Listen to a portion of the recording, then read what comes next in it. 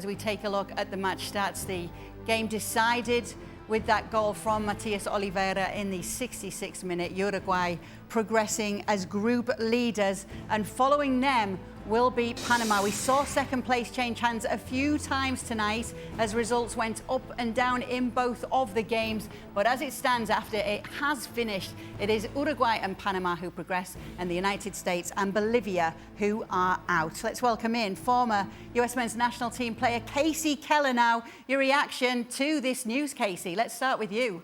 Yeah, Kay, it's really disappointing, obviously. But this was one of those situations that was set up the match before. I think the form that Uruguay are in, the quality that they have on the field, I think it was a big ask to not only get a point out of this match, but to have to win this match. So, yes, it's disappointing because of the loss with Panama earlier. But look, I understand what the commentary team was saying. There's a lot of positives, the fight, the attitude, kind of the intensity throughout this match. But the fact of the matter is, in a group where you're expected to win your first two games, you slip up in the second, and that puts you behind the eight ball, where you then have to come up with which would have been one of the best results in recent history for the men's national team. And they just weren't able to do it today, like I said, against a very good Uruguay. We're all waiting to see what team Uruguay were going to put out. They put out a full-strength side. The U.S. battled really well against that team, but just weren't able to get the job done. There was those moments where you needed that little bit extra quality, that little bit of composure, and they just weren't able to manage it. And again, like I said, this is an Uruguay side that doesn't concede many goals, so they knew when, albeit the goal they conceded, we're still looking at that line and wondering when CONMEBOL is going to catch up with the rest of the world's technology. But yeah, it's disappointing all the way around, because as everybody keeps talking, that this is supposed to be this group of American players that is going to take this the men's side to new heights, and it just isn't materializing. So, what's the Federation going to do? Is it going to be a managerial change? Are they going to stick with it for a while? We're all going to have to wait and see. But I think everybody who's involved with U.S. soccer, with the either from a fan or from a former player or coaches, are extremely disappointed with the outcome of this tournament. Yeah, those new heights will not be the knockout stages of this current tournament, this Copa America, Ale. So let's unpackage this a little bit. Let's strip it down. Let's unpackage the goal. Whatever we think of the technology, whatever we think of the line, that is the system that we're currently utilizing in this tournament. And so therefore, you take it for what it is. And according to that system, that everybody's playing by the same system, this was decided as a goal. Now, a lot of people out there, U.S. fans, are going to go crazy. Oh, no, how could that be? All right, fine. I'm going to give you the offside. I'm going to give you the goal. I said, no, listen, no goal for Uruguay. It still wasn't enough for the United States, and that's my point, right? You look at the stats, 0.29 expected goals for the United States in a game that they needed to win. How are you going to win a game when you're not really creating opportunities? How are you going to win a game when you don't really show quality in the final third? How are you going to win a game when, if you look at your playmakers, if you look at your difference makers, yeah, have chances, but not more than that. And here's the other thing I'll say. Yeah, you had a disappointing result against Panama, and that set you up for failure. Let me just tell you that. That set you up for failure. And then you wanted to grind against Uruguay. And if I could have the choice of one team in South America, in CONMEBOL, to grind out a result, it would be Uruguay. This is not the team that you want to grind against, because they'll grind more than you, and they'll make it more physical than you, and they'll force turnovers, and they'll slow down the game, and they'll get a goal, and they'll win 1-0, and you'll be wondering, how did this happen? How did this happen? It's because they have more know-how than you do as the United States men's national team. They have more know-how when it comes to this, when it comes to grinding, when it comes to fighting, when it comes to winning this sort of matches. They know about it a whole lot more than this team does. With that said, though, were you surprised to see Marcelo Bielsa put out such a strong side tonight with everything that was in their favor in this group? Absolutely not. I thought maybe there'll be a rotation of a couple of players. I thought maybe, perhaps, if they were thinking about the future games. But truth be told is that Uruguay came into this match without having received a yellow card. And so therefore, there weren't any players that were at risk. And if you know anything about Marcelo Bielsa, he doesn't make conventional decisions. There is a reason as to why he is referred to and described as El Loco Bielsa, the crazy one, Bielsa. He's going to make his own decisions. And this team, Uruguay, thrives on intensity. You don't pull back that intensity. You don't pull back that sort of hunger and that sort of desire that they have so that you can sort of manage this game against the United States. What you saw from Uruguay is a different version of Uruguay today than what we have seen in the first couple of games. They were absorbing pressure. They were looking for moments of transition. They were looking for counterattack. They were looking to make it physical in the midfield. And whenever the United States got into the final third, man, you had 2 and 3 Uruguay players. Yeah, tackle, tackle, tackle. Win the ball, win the ball, win the ball. And we'll try to get out in transition. So there was no space for the United States to really express themselves in the attacking half. Therefore, the United States don't create enough. And when you don't create enough, you're not going to score against Uruguay. So what's next then, Kasey? What should the post-mortem look like here for the USA?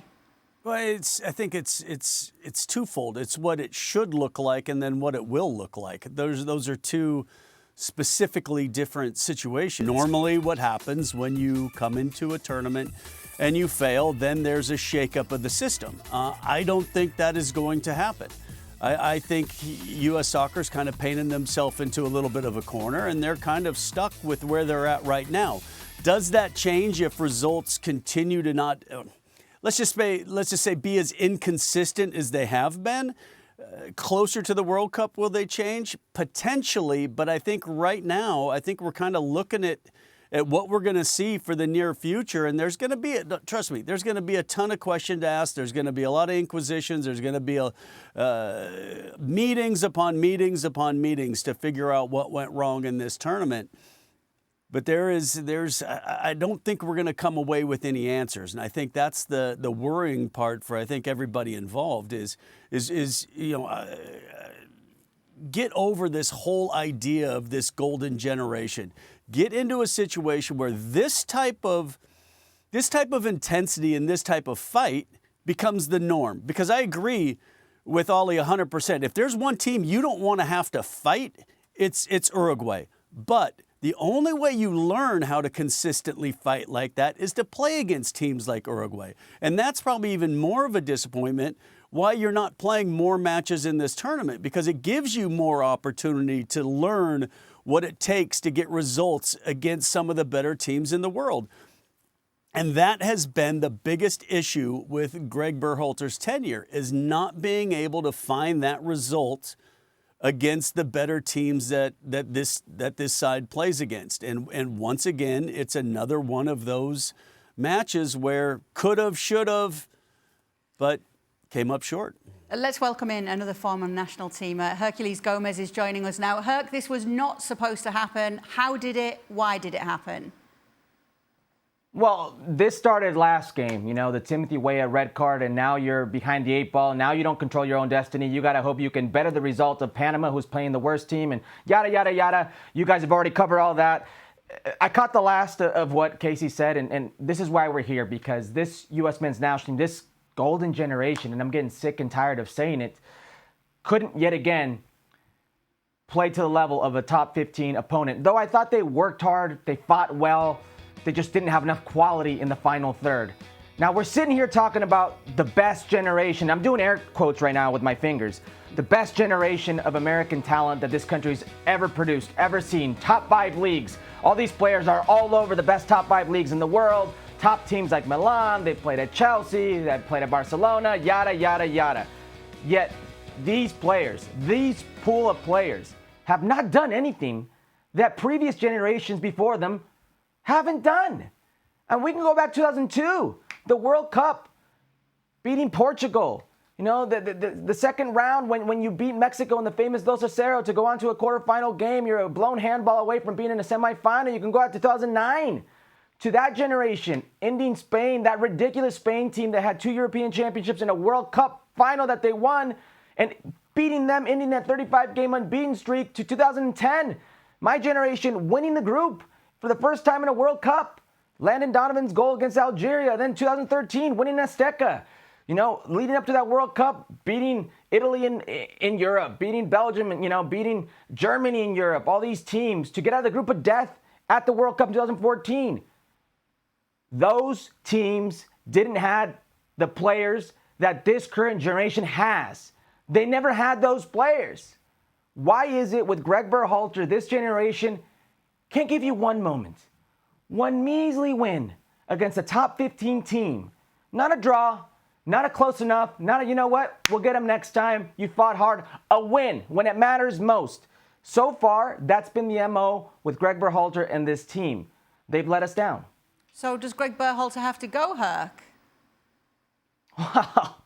Case was with me after the Nations League semifinal. We did a Football Americas where they were 10 seconds away from being bounced by Jamaica.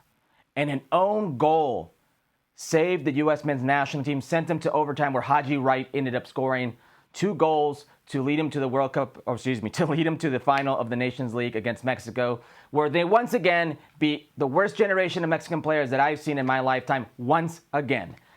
I called for him to step aside, to be let go then. Nothing has changed now because I don't think anything's going to change with these players. And the worst part here is it's the players who vouched for him. It's the players who wanted Greg Berhalter back. They feel comfortable with Greg Berhalter. I'll tell you what, it's about time these players started feeling a bit uncomfortable. The rest of the world, that's what it's about. If this was a serious footballing nation, a serious federation, this question wouldn't be a question. There would be immediate action. Your reaction to what Herc's had to say there, Ali? And I think what Kasey said, what Herc said, I think you can summarize it in one word: failure. Failure. This is failure. I don't care how you package it. This is failure. It is a tournament that you're hosting. And don't even get me started as to why the United States are hosting Copa America, a South American tournament. I'm not going to digress. I'll just say that I don't like it. Regardless, you're hosting it. This is your tournament, essentially.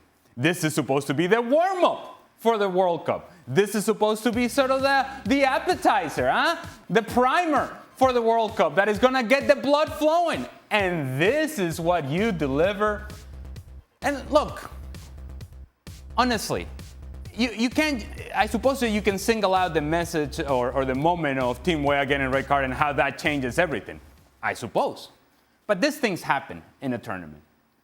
And now you were put in a position in which you had to meet the biggest challenge. And the biggest challenge was to be able to beat Uruguay. And you didn't even come close. And so how many of those moments are you going to have with this national team where you think, oh, here we go, USA, that's it, okay, home of the brave, land of the free, here we go, USA, and no. They come up short, and come up short again, and come up short again. And I have to slightly disagree with Herculez and stick up for the previous generations of U.S. players, and I know Kasey is going to appreciate this. I don't know whether these players right now are better than those players then, because those players then won games at the world stage. Those players then won games. These players now, they have it all. Oh, they have the stadiums. Oh, they have the salaries. Oh, they have the teams. Oh, they have the attention. Oh, they have the TV coverage. Oh, they have the adulation and the cheerleading going on in this country around this team. They have all of that, but they don't have results. And this is a profession that is measured by results. Those teams from the past won games. And I don't care how limited they were, or maybe they weren't the sexy names, or it wasn't the sexy style, or it wasn't the passing game. Those teams won games. Those teams won games. Those players won games at the big stage. This team is yet to do that. These players are yet to do that. Failure. So is the perception of these players off then, Kasey? Is it not right what people are expecting of this team, even calling them a golden generation? Well, I think sometimes on those phrases, they're coined because they did something very young. Look at the Mexican team that won the Olympics, and you thought, okay, here's a generation now as they mature, they will then grow into be something, doing something that nothing has ever been done from the country. Well, that didn't quite materialize either for Mexico. So I think when you got to look at golden generations, I think you can't look at that until history sets in. When Spain won back-to-back Euros with a World Cup sandwiched in between, that's a golden generation. When you have sides that truly dominate from either club side, Man City right now, winning 4 Premier Leagues in a row, that's a golden generation at that club. Right now, you just have a situation where you have a group of players that are getting opportunities at clubs and in leagues that maybe players in the past didn't get. And yes, I think the overall squad depth that America is producing is greater. But I think Ali makes a great point. I mean, we beat Argentina in this match in 1995, 3-0. We had, before that in the World Cup, beating Colombia, to get out of the group stage in a World Cup that was hosted in America. It's been a long time that U.S. has been able to come up with shock results. And now when there's some expectation to start getting results, that's where we're starting to see the falter. And I think if you're going to really judge kind of how far the U.S. has progressed, then you have to start getting further than previous generations have. And once again, this isn't even close to a semifinal. So that was what the standard was set years ago, was accomplished again later. I think it was 16. And then now to crash out in the group stage when you're hosting it. So, yeah, that's a huge frustration. And like I said, this is going to be a lot of meetings upon meetings to try to figure out how to put this right. Now, the question mark to Herc's point is there enough that the U.S. Soccer Federation says, okay, we're going in a different direction? And I think that's what the fans are waiting to hear. Is there enough in these meetings for that to be the outcome then, Herc, or will it still be Greg Berhalter leading this team out in 2026? Oh, that's a loaded question. Listen, the people at U.S. Soccer love a good PowerPoint, and that's what Berhalter's going to give them. And they're going to go back to the ELO ratings and all these different things, equations that led them back to Greg Berhalter. Yeah, the ELO ratings, the ELO that Sebi keeps raving about, but they were very important for Matt Crocker and this federation. And here's the thing. One of the finalists, adding insult to injury a few things, one of the finalists in the search, the coaching search for the U.S. Soccer Federation, for the U.S. men's national team, did get his team to a quarterfinal. And that is Jesse March in Canada. And when you see what was able to happen in such a short amount of time, he had 2 friendlies before the tournament started. That was his camp, 2 friendlies. And got them out of that group, a group with Argentina, by the way, got them out of that group, and now they're going to play Ali's beloved Vino Tinto in a quarterfinal. That's one. The second one is, now the U.S. men's national team are historic under Greg Berhalter. They are the first host nation not to qualify or get out of the group in a Copa America. Listen, man, I don't know what else to say here. I get blue in the face, trying to talk sense into people about why I think Greg Berhalter is limited for this national team. If this is truly as good as it's gotten for the U.S. men's national team in player pool, if this is really as good as it's gotten for the players, then why are you wasting time on somebody that's never produced for you outside of CONCACAF? You guys have already gone through everything that the players of the past have done. I don't see the point of wasting time. This is supposed to be a dry run for the World Cup. What are you waiting for? Do you think a different coach could have a different outcome with this pool of players? Well, when his cycle came to a natural end, and it's a discussion that we've had in this show and for Fútbol Americas and so on and so forth. We have had this conversation time and time again.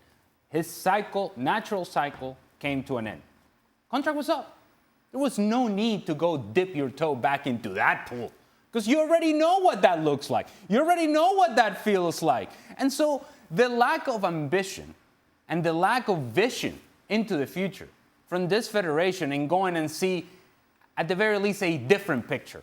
Let's change the script. Let's turn the page and do something different because what we've been trying up until this point renders the same results over and over and over again.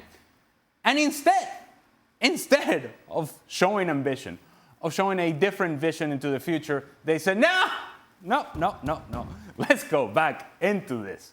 Well, if you go back into what you already know what was going to happen, then results like this shouldn't be a surprise. Failures shouldn't be a surprise. In fact, I could make the argument that from the time that he was brought back as the national team coach till now, this team has regressed rather than progressed. Mommy, it is the responsibility of a manager. At the very basic level, is that you get a group of players, you get them playing as a team, that you have an identity, and that you're able to improve the group as you continue to work with them. And I ask the question to those out there thinking about Greg Berhalter, is this team better now than what they were 6 months ago, a year ago, 2 years ago, or go all the way back to when he was brought back? I think the answer is no. This team is not better than what they were. Are they getting better? I don't think that's the case, and the results certainly point in that direction. If he were to be replaced, Kasey, who are the names that we'd be looking at? Could you actually be so ambitious to be looking at somebody who is available, like a Zinedine Zidane, or is that way off? Because we did hear a lot of names linked with this, and maybe many of them were rumours. What would that look like? Okay, you really can't do it. I mean, simply because of kind of the pay structure within U.S. soccer, because not only if you were to quadruple the men's salary to bring in a Zinedine Zidane on their charter and what they've agreed to do, that means they would have to quadruple the women's salary as well.